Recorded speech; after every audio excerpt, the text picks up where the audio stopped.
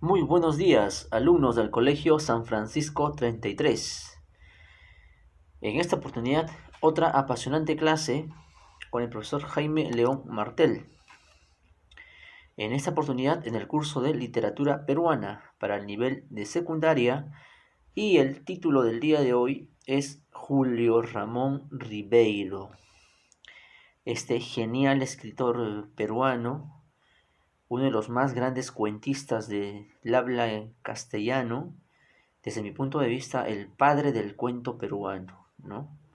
No he leído un escritor que maneje el género del cuento tan brillantemente como Julio Ramón Ribeiro, ¿no? Ahí tienen mi número de consulta para cualquier duda de la presente clase, ¿no? Bueno, ahí tienen la imagen de Julio Ramón Ribeiro, una de las más grandes luminarias de la cuentística peruana. Vamos a empezar manifestando algunos datos biográficos de este genial escritor peruano.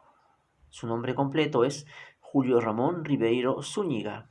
Nació en Lima el 31 de agosto de 1929 y falleció el 4 de diciembre de 1994.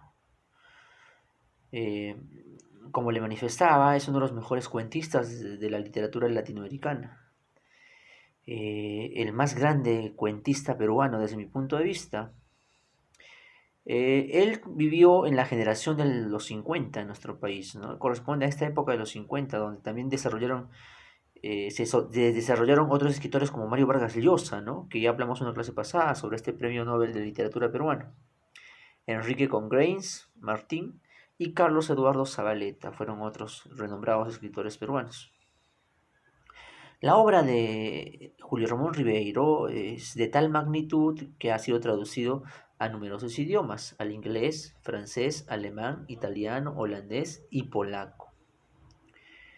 Eh, También destacó, aparte del cuento, en otros géneros como la novela, el ensayo, el teatro, diario, en los aforismos, pero su mayor virtud o reconocimiento es el cuento, ¿no? Es donde él se ha desarrollado de manera exponencial y brillante.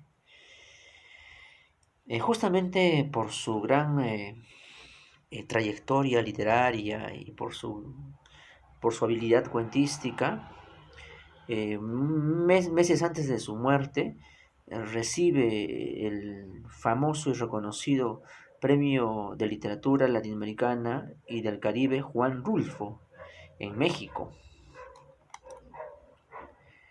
Exactamente, Julio Ramón Ribeiro nace a las 19 horas en Santa Beatriz, en el cercado de Lima, el barrio de Santa Beatriz que es muy colindante al distrito de Lince, una zona de clase media, el 31 de agosto de 1929.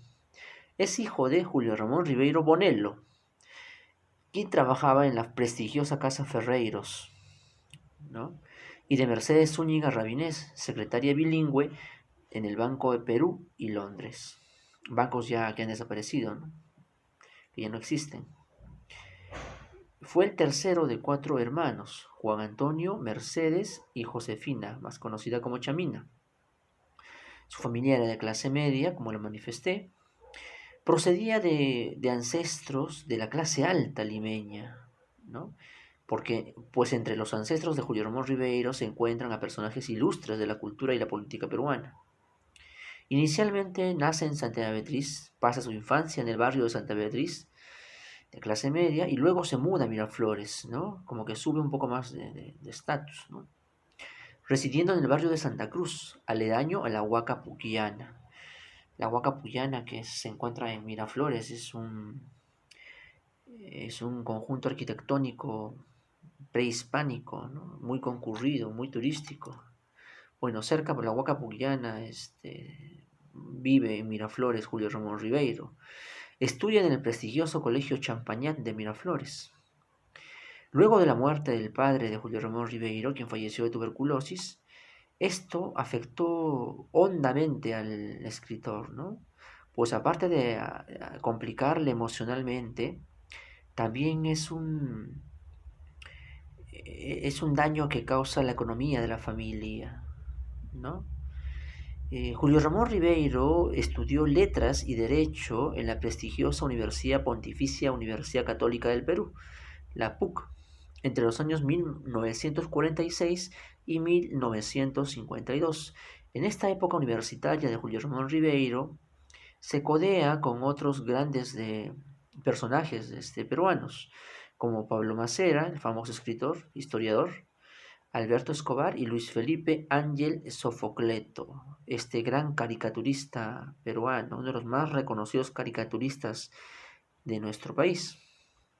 En el año 53 gana una beca de periodismo que era otorgado por el Instituto de Cultura Hispánica.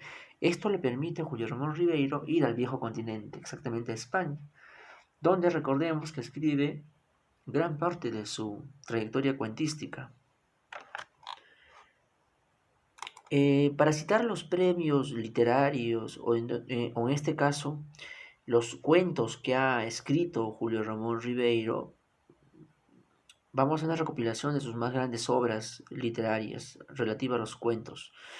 En el año 58 escribe Cuentos de Circunstancias.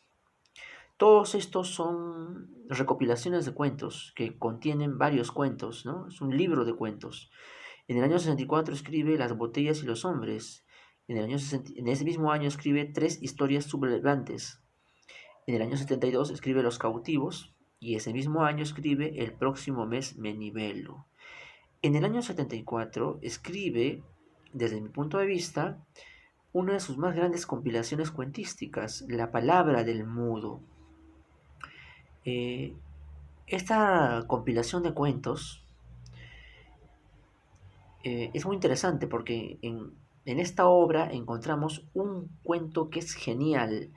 Desde mi punto de vista también el cuento más grandioso que ha escrito Julio Ramón Ribeiro. Un cuento muy triste que trata sobre la niñez de dos hermanos huérfanos que son maltratados vilmente por un abuelo cojo que cría un chancho enorme que todos los días tiene hambre y más hambre y, y que al final el abuelo utiliza a sus nietos para traer comida y para poder saciar la hambre chancho hambriento o este cochino hambriento como se conoce en Venezuela. Aquí les dejo un enlace para que ustedes puedan deleitarse de esta obra literaria que ha sido llevada al cine. Es un video de menos de media hora.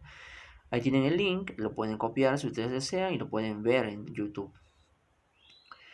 Y en el año 77, Julio Ramón Ribeiro escribe Silvio en el Rosedal, otra compilación de cuentos, en donde se caracteriza el cuento llamado Alienación, que justo en esta ocasión he escogido para poder explicar y narrar este genial cuento llamado Alienación. Ahora, lo he escogido porque estamos justo en una época en la que el racismo está muy de boga. En Estados Unidos aconteció un hecho muy trágico, muy lamentable, ¿no? En la que un afroamericano ha sido muerto por un policía blanco en Minneapolis. Durante 9 minutos, un policía blanco coloca su rodilla en el cuello de un afroamericano, causándole la muerte. Esto ha causado una indignación mundial. En muchos países del mundo están manifestándose con protestas contra el racismo. Y justo a colación de este suceso de la actualidad mundial, he escogido este cuento, este brillante cuento de Julio Ramón Ribeiro titulado Alienación, que trata de manera cruda el racismo, ¿no? Y de cómo una persona de raza negra se siente humillado y trata de no ser negro, trata de ser blanco, le causan le generan afectaciones psicológicas de tal manera que aborrece su propia raza y quiere ser un blanco. Bueno, tal y como hemos trabajado con anterioridad, la metodología va a ser que yo les voy narrando y a su vez vamos a explicar el cuento llamado o titulado Alienación de Julio Ramón Ribeiro. Bueno, empezamos. Y dice así: a pesar de ser Sambo y de llamarse López, quería parecerse cada vez menos a un zaguero de Alianza Lima y cada vez más a un rubio de Filadelfia. Cuando manifiesta Julio Ramón Ribeiro que nuestro personaje principal, que se apellida López, de quien dice que es Sambo, es decir, de raza negra, que se quiere parecer cada vez menos a un zaguero de Alianza Lima, recordemos que Alianza Lima es uno de los dos más grandes equipos de nuestro país, equipos de fútbol, ¿no? Junto con Universitario de Deportes, Alianza Lima es uno de los dos equipos más grandes de este país.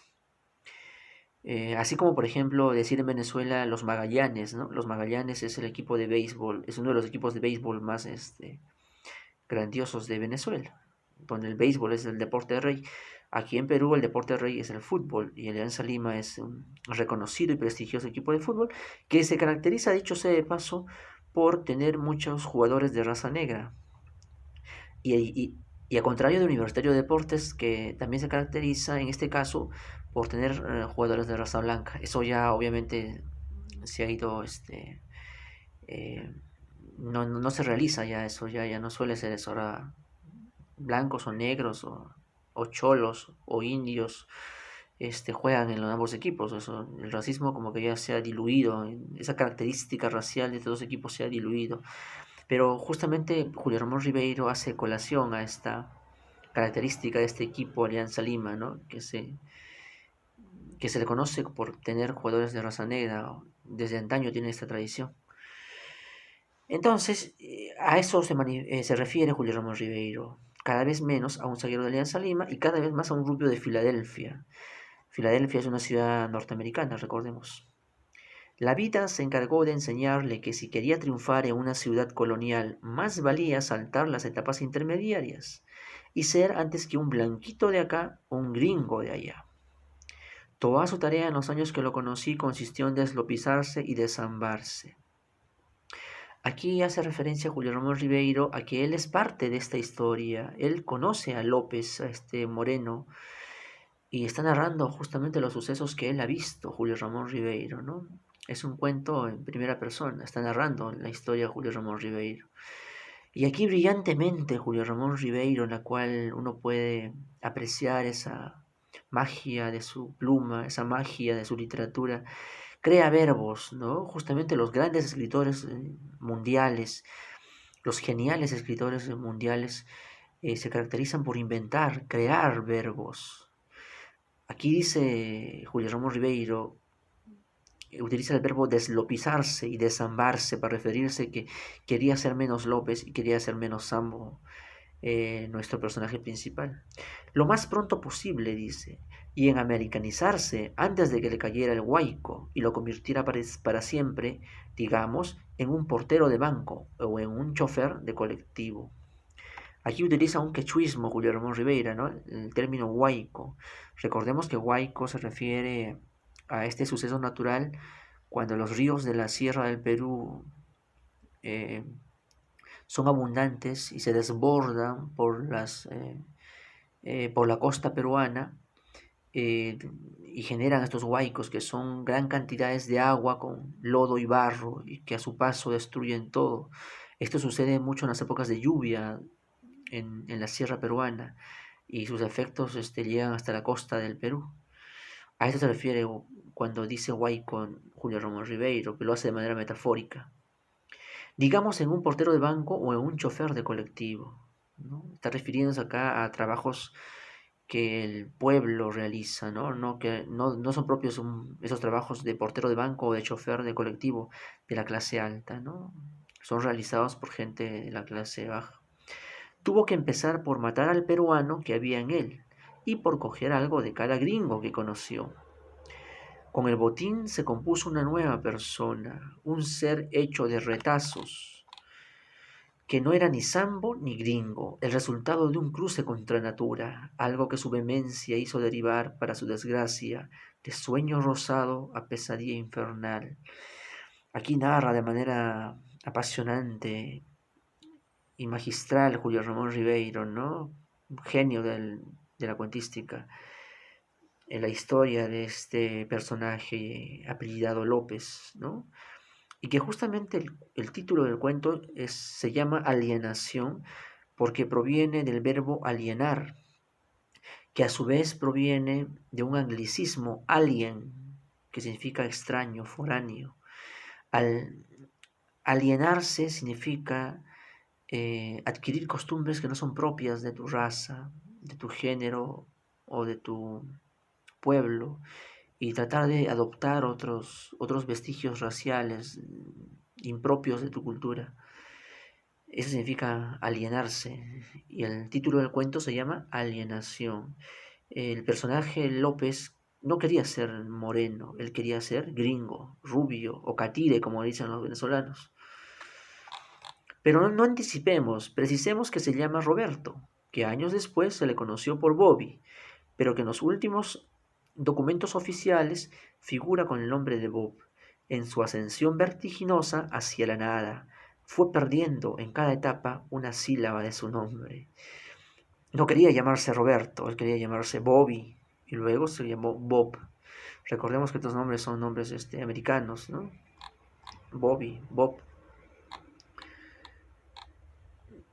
Todo empezó en la tarde en que un grupo de blanquiñosos jugábamos con una pelota en la Plaza Bolognesi.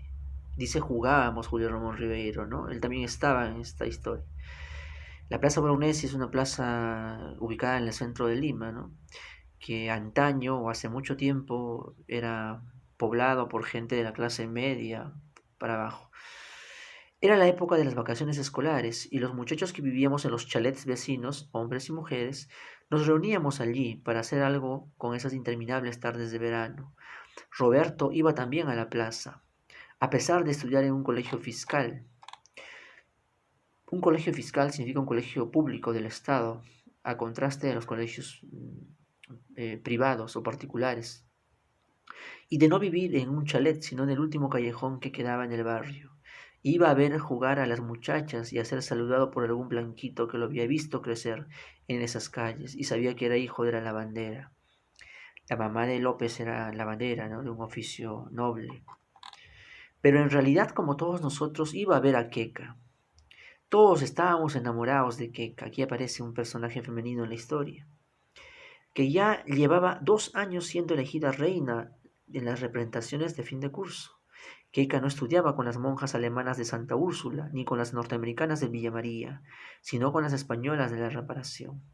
Aquí Julio Ramón Ribeiro manifiesta que Keika no provenía de un colegio de la alta clase limeña, ¿no? Que son el Santa Úrsula y el Villa María, que hasta ahora son colegios de la clase alta peruana, ¿no? Colegios muy caros, dicho sea de paso, sino de las españolas de la Reparación, que era un colegio también religioso, pero no era de la clase alta.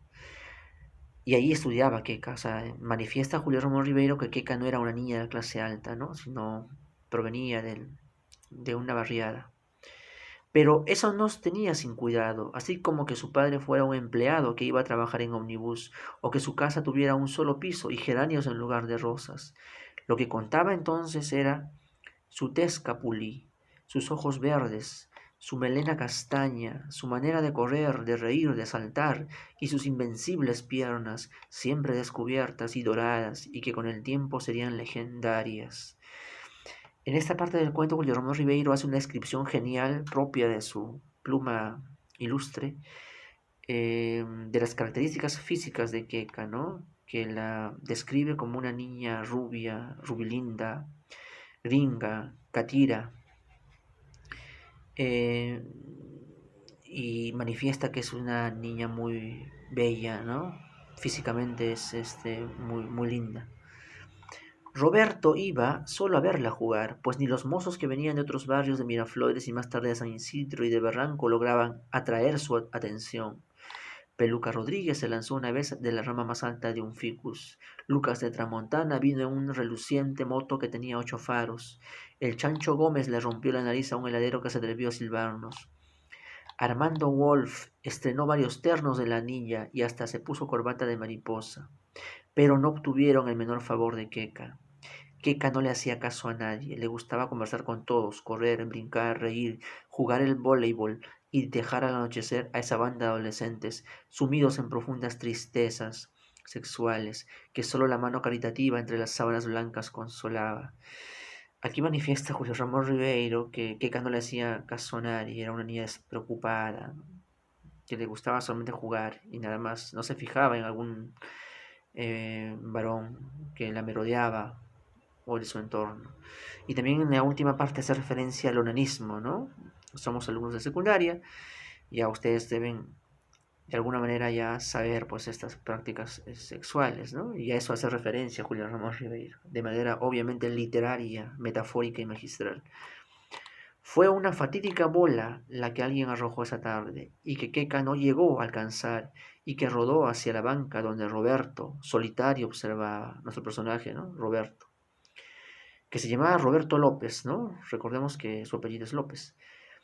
Era la ocasión que esperaba desde hacía tanto tiempo. De un salto aterrizó en el césped, gateó entre los macizos de flores, saltó el seto de granadilla, metió los pies en una acequia y atrapó la pelota que estaba a punto de terminar en las ruedas de un auto. Pero cuando se la alcanzaba, Keka, que estiraba ya las manos, pareció cambiar de lente, observar algo que nunca había admirado, un ser retaco, oscuro, bembudo y de pelo ensortijado, algo que tampoco le era desconocido y que había tal vez visto como veía todos los días las bancas o los ficus, y entonces se apartó aterrorizada. Roberto no olvidó nunca la frase que pronunció Keka al alejarse a la carrera. Yo no juego con zambos. Estas 5 palabras decidieron su vida. Yo no juego con zambos. Aquí cuenta Julio Ramón Ribeiro que Keka era racista, ¿no? Discriminaba a las personas de raza negra, les parecían raras, se aterrorizaba, se espantaba de las personas de raza negra. Y se lo dice de manera muy cruel a Roberto López. Y esto lo marcó profundamente, como en el transcurso del relato veremos a nuestro personaje principal. Todo hombre que sufre se vuelve observador, y Roberto siguió yendo a la plaza en los años siguientes, pero su mirada había perdido toda inocencia. Ya no era el reflejo del mundo, sino el órgano vigilante que cala, elige, califica. Keka había ido creciendo, sus carreras se hicieron más moderadas, sus faldas se alargaron, sus saltos perdieron en impudicia y su trato con la pandilla se volvió más distante y selectivo. Todo eso lo notamos nosotros, pero Roberto vio algo más, que Keka tendía a descartar de su atención a los más trigueños a través de sucesivas comparaciones, hasta que no se fijó más que en Chalo Sander, el chico de la banda que tenía el pelo más claro, el cutis sonrosado y que estudiaba además en un colegio de curas norteamericanos. Aquí evidencia Roberto López que Keka le gustaban los niños de su misma raza, ¿no? Rubios, rubilindos, catires, gringos. Y la primera vez que se fue con él de la mano hasta el malecón comprendimos que nuestra deidad había dejado de pertenecernos y que ya no nos quedaba otro recurso que hacer como el coro de la tragedia griega, presente y visible, pero alejado irremisiblemente de los dioses. De manera genial, Julio Ramón Ribeiro hace una alegoría a la tragedia griega. Desdeñados, despechados, nos reuníamos después de los juegos en una esquina, donde fumábamos nuestros primeros cigarrillos, nos acariciábamos con arrogancia el bozo incipiente, y comenzábamos lo irremediable. A veces entrábamos a la pulpería del Chino Manuel, y nos tomábamos una cerveza. Roberto nos seguía como una sombra, desde el umbral, nos escrutaba con su mirada, sin perder nada de nuestro parloteo. Le decíamos a veces, hola Sambo, tómate un trago, y él siempre, no, gracias, será para otra ocasión. Pero a pesar de estar lejos y de sonreír, sabíamos que compartía a su manera nuestro abandono. Y fue Chalo Sander, naturalmente, quien llevó a Keka a la fiesta de promoción cuando terminó el colegio. Y habían llegado al final de su vida secundaria, su vida colegial. Desde temprano nos dimos cita en la pulpería, bebimos un poco más de la cuenta, urdimos planes insensatos, se habló de un rapto, de un cargamontón, pero todo se fue en palabras. A las 8 de la noche estábamos frente al ranchito Los Geranios, resignados a ser testigos de nuestra destitución.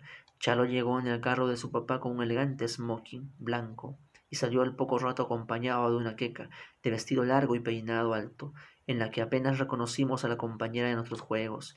Kekani nos miró, sonreía apretando en sus manos una carterita de raso.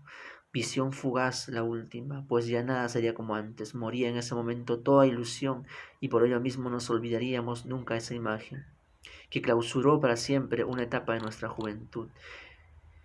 Acá manifiesta Julio Ramón Ribeiro de cómo los pobres adolescentes veían al amor de su vida, aquella niña que tanto los deleitaba, de la cual estaban enamorados hasta los tuétanos, ver cómo se iba con un niño blanquiñoso y un niño de la clase alta.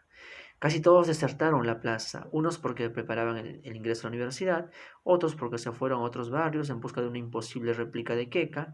Solo Roberto, que ya trabajaba como repartidor de una pastelería, recalaba al anochecer en la plaza, donde otros niños y niñas cogían el relevo de la pandilla anterior y repetían nuestros juegos con el candor de quien cree haberlos inventado. En su banca solitaria registraba distraídamente el trajín, pero de reojo seguía mirando hacia la casa de Queca. Se había obsesionado nuestro personaje con Keka, ¿no? Que lo despreciaba. El desprecio de Keka alimentaba aún más el afán de observarla, de perseguirla, de Roberto López. Así pudo comprobar antes que nadie que Chalo había sido solo un episodio en la vida de Keka, una especie de ensayo general que la preparó para la llegada del original, del cual Chalo había sido la copia. Billy Mulligan. Aquí aparece otro personaje en el cuento. Hijo de un funcionario del consulado de Estados Unidos, Billy era pecoso, pelirrojo, usaba camisas floreadas, tenía los pies enormes, reía con estridencia. El sol, en lugar de dorarlo, lo despellejaba, pero venía a ver a Keka en su carro y no en el de su papá. Tenía carro propio de Billy Mulligan. No se sabe dónde lo conoció Keka, ni cómo vino a parar allí, pero cada vez se le fue viendo más hasta que solo se le vio a él, sus raquetas de tenis, sus anteojos ahumados, sus cámaras de fotos, a medida que la figura de Chalo se fue opacando, empequeñeciendo y espaciendo, y terminó por desaparecer. Del grupo al tipo y del tipo al individuo. Keka había al fin empuñado su carta. Solo Mulligan sería quien la llevaría al altar, con todas las de la ley, como sucedió después, y tendría derecho a acariciar esos muslos con los que tanto durante años tan inútilmente soñábamos. Aquí manifiesta Julio Ramón Rivero la aparición de Billy Mulligan, que era más rubio que Chalo Sander, que era más millonario, más pudiente que Chalo Sander. Y pues Keka optó por este último. Las decepciones en general nadie las aguantaba, se echan al saco del olvido, se tergiversan sus causas, se convierten en motivo de irrisión y hasta en tema de composición literaria. Así el Chancho Gómez se fue a estudiar a Londres, Peluca Rodríguez escribió un soneto realmente cojudo, Armando Wolf concluyó que Queca era una guachafa y Lucas de Tramontana se jactaba mentirosamente de haberla pachamanqueado varias veces en el malecón. Aquí utiliza otro quechuismo, Julio Ramos Ribeiro, ¿no? Pachamanqueado significa que ha tenido actos sexuales. Fue solo Roberto el que sacó de todo esto una enseñanza veraz y tajante. O Mulligan o nada. De que le valía ser un blanquito más si había tantos blanquitos fanfarrones desesperados, indolentes y vencidos. Había un estado superior, habitado por seres que planeaban sin macularse sobre la ciudad gris y a quienes se cedía sin peleas los mejores frutos de la tierra. El problema estaba en cómo llegar a ser un Mulligan, siendo un Sambo. Quería ser López como Billy Mulligan, ¿no? Pero el sufrimiento aguza también el ingenio cuando no mata, y Roberto se había librado a un largo escrutinio y trazado un plan de acción. Antes que nada había que desambarse. El asunto del pelo no le fue muy difícil. Se lo tiñó con agua oxigenada y se lo hizo planchar. Para el color de la piel ensayó almidón, polvo de arroz y talco de botica hasta lograr el componente ideal.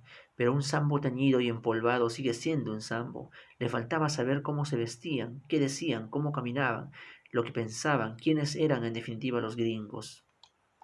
Se vio obsesionado Roberto López por ser un gringo. Los vimos entonces merodear en sus horas libres por lugares aparentemente incoherentes, pero que tenían algo en común. Los frecuentaban los gringos. Unos lo vieron parado en la puerta del country club, otros a la salida del colegio Santa María. Lucas de Tramontana juraba haber distinguido sus caras tras el seto del campo de golf. Alguien le sorprendió en el aeropuerto tratando de cargarle la maleta a un turista. No faltaron quienes lo encontraron deambulando por los pasillos de la embajada norteamericana. Esta etapa de su plan le fue preciosa.